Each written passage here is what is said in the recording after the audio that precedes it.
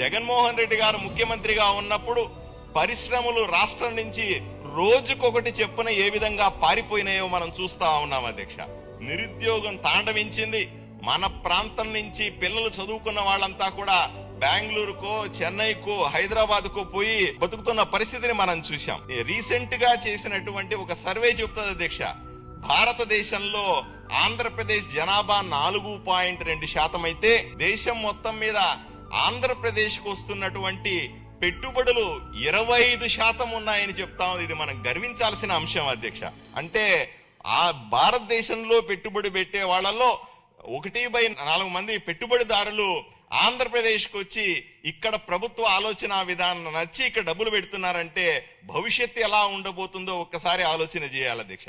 మొన్ననే చూస్తా ఉన్న మండల్లో వాళ్ళ వైఎస్ఆర్సీపీ వాళ్ళు గొడవ చేస్తా ఉన్నారు. భూమి వాళ్ళకి ఇచ్చేశారు, వీళ్ళకి ఇచ్చేశారని చెప్తారు. ఒక్కసారి వీళ్ళంతా పోయి గుజరాత్ ను చూడాలి, వీళ్ళు ఒక్కసారి పోయి ఉత్తరప్రదేశ్ ను చూడాలి అధ్యక్ష.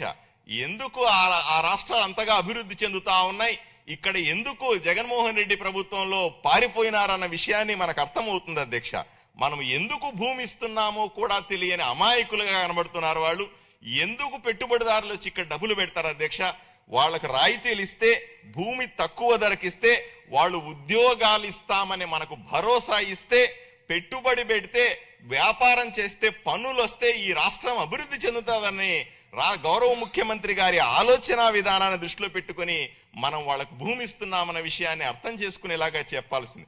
ఇప్పటికే 1,20,000 ఉద్యోగాల్ని మనం 20 నెలల్లో ఏర్పాటు చేయగలిగినాం అధ్యక్ష.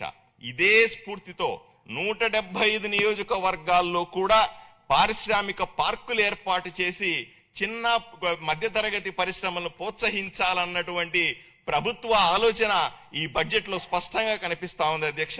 దీన్ని ప్రతి ఒక్కరూ కూడా స్వాగతించాల్సిన అంశంగా చెప్పుకోవాలి అధ్యక్ష.